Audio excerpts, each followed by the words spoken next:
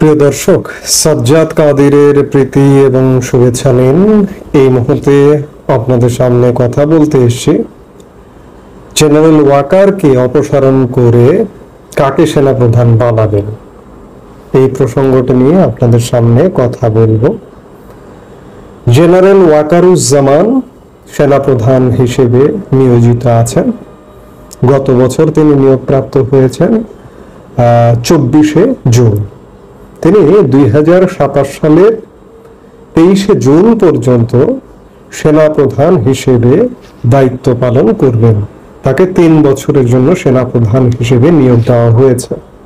কিন্তু ইতিমধ্যে একটা সরব উঠেছে যে সেনাপ্রধান অপসারণ। বিশেষ করে দেশবিরোধী একটি গোষ্ঠী বেশ কিছুদিন যাবৎ আওয়াজ তুলে যাচ্ছে। আমি দেশ বিরোধী যদি বলি, পিনাকি ভট্টাচার্য তো এর মধ্যে একাধিক ভিডিওতেই বলেছেন যে জেনারেল ওয়াকারের অপসারণ চান, অপসারণ করতে হবে। পিনাকির কথায় অনেক কিছু চলে। এখন এই দেশটা শুধু ইউনূস চালাচ্ছে তা নয়, পিনাকিরাও চালায়। সেই জায়গায় সেনাপ্রধানের অপসারণ চান এবং জামাতপন্থীরা বর্তমান সেনাপ্রধানের অপসারণ চান। এই সেনাপ্রধান থাকলে অনেক কিছু করা যাচ্ছে না, যার কারণে অপসারণ চান। কিন্তু এই জামাতিদের সাথে, জঙ্গিদের সাথে যুক্ত হয়েছে এই মুহূর্তে প্রগতিবাদীদেরও একটি বিরাট অংশ। কিন্তু জেনারেল ওয়াকারুজ্জামানকে যদি অপসারণ করা হয়, আপনারা চান যদি যে অপসারণ করুক, সর্বস্তরে আওয়াজ তোলেন যদি অপসারণ করুক, তাহলে কি ঘটবে? তারপরে সেনাপ্রধান কে হবে? তারপরে সেনাপ্রধান যদি আমরা নিয়ম অনুযায়ী বলি, আইন অনুযায়ী বলি, তাহলে সেনাপ্রধানের সমব্যাস সেনাপ্রধান জেনারেল ওয়াকারুজ্জামান 13তম বিএমএ লং কোর্সের ছিলেন। তার ব্যাচমেট কিংবা তার 2-1 ব্যাচ পরের যারা ছিলেন তাদের, অর্থাৎ সিনিয়র যে লেফটেন্যান্ট জেনারেল যারা ছিলেন, lieutenant general Mujibur Rahman, lieutenant general Saiful Alam, lieutenant general Tabrez, তাদেরকে কিন্তু অবসরে পাঠিয়ে দেওয়া হয়েছে। অন্যান্য বাহিনীতেও অবসরে পাঠিয়ে দেওয়া হয়েছে, যেমন পুলিশ বাহিনীর সকল অতিরিক্ত আইজিপিকে অবসরে পাঠানো হয়েছে 5 আগস্ট ক্ষমতা পরিবর্তনের পরে। এমনিভাবে সেনাবাহিনীতে জেনারেল ওয়াকারুজ্জামানের পরে যারা ছিলেন তারা কিন্তু এখন নেই। তারপরে জেনারেল ওয়াকারুজ্জামানের কয়েক ব্যাচ পরে থেকে আছেন।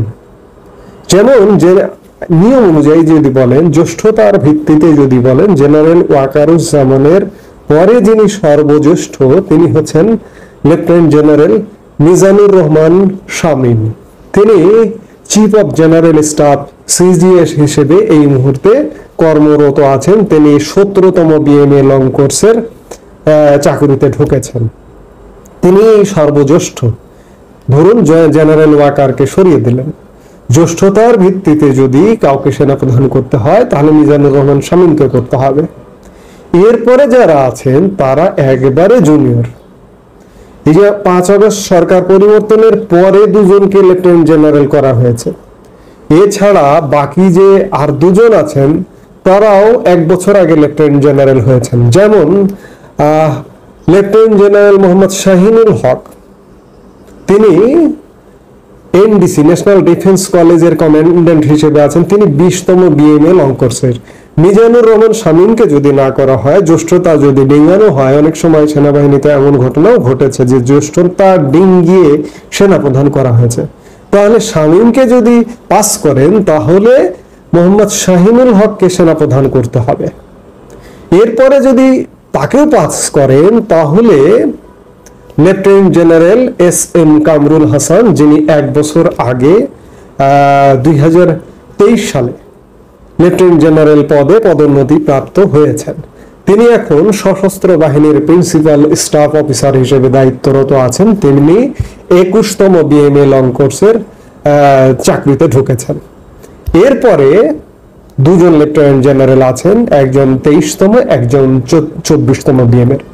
এই 2 জনকে আওয়ামী লীগ সরকার পতনের পরে পদোন্নতি দিয়ে লেফটেন্যান্ট জেনারেল করা হয়েছে। তারা একদম সর্বকনিষ্ঠ, একদম junior. Lieutenant general Faizur Rahman বহুল আলোচিত, তাকেও আপনারা তার নামও ইতিমধ্যে শুনেছেন যে তিনি কিউএমজি কোয়ার্টার মাস্টার জেনারেল হিসেবে আছেন। তিনি 23তম বিএমএ লং কোর্সের।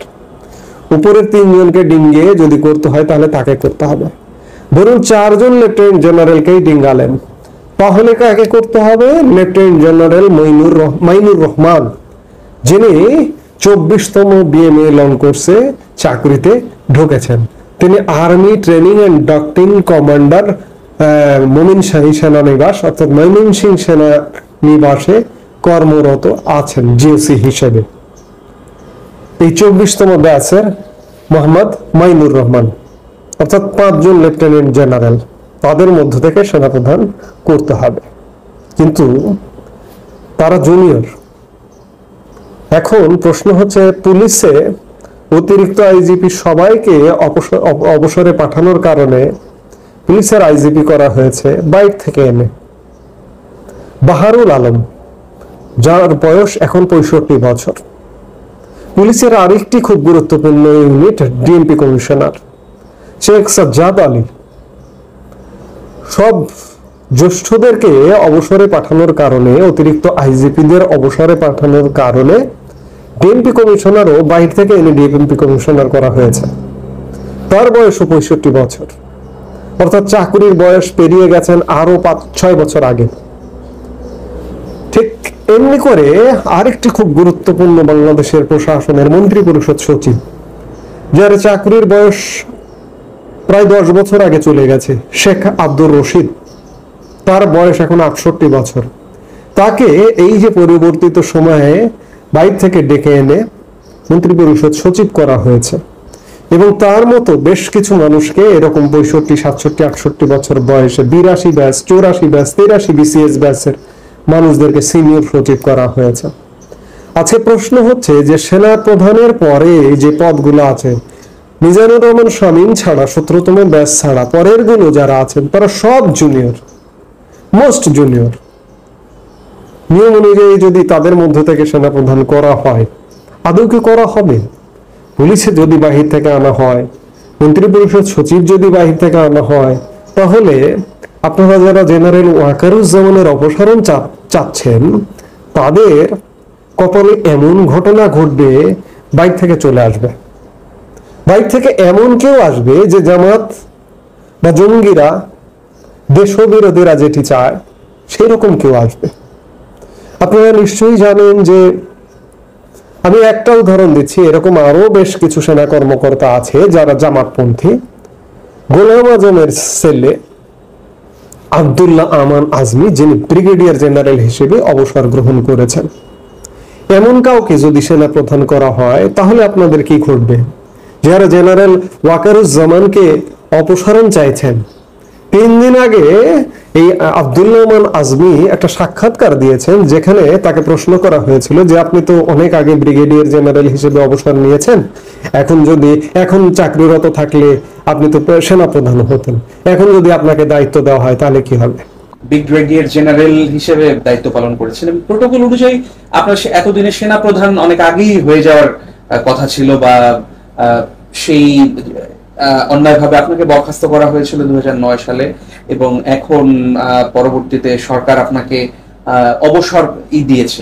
আপনার কি ইচ্ছে হয় যে স্যার, মানে আবার আপনার এই প্রিয় বাহিনীতে ফিরে যেতে, বা আপনি মানে সেই আইনগতভাবে বা আপনি শারীরিকভাবে সেভাবে ফিট আছেন কিনা? কয়েকটা একটা হলো আইন, একটা শারীরিক, একটা আবেগ, যেটা আপনি বলেন। আপনি যদি আইন বলেন তাহলে আমার সরকারি চাকরির বয়স পার হয়ে যেতে সুযোগ নাই। আপনি যদি আবেগ বলেন, আর আরেকটা কি বললাম, শারীরিকভাবে আমি এখনো 50-এর কম বলে আমার বয়স আমি ফিল করি। আমি নিজে এখন ঢাকা শহরে গাড়ি চালিয়ে বেড়াই, যেটা আমার বয়সে কেউ চালায় বলে আমি জানি না, এবং সবাই আশ্চর্য হয়। আমার এখন 67 চলছে। আমি ঢাকায় গাড়ি চালিয়ে বেড়াই। ঢাকা শহরে গাড়ি চালানো কিন্তু খুব কঠিন কাজ। এখন যেরকম ট্রাফিক ডিসিপ্লিন, গাড়ি চালিয়ে বেড়াচ্ছি, আমি ফিজিক্যালি যে কোনো কাজ করতে পারি। ফিজিক্যালি আমি ফিট, আবেগে আমি শতভাগ।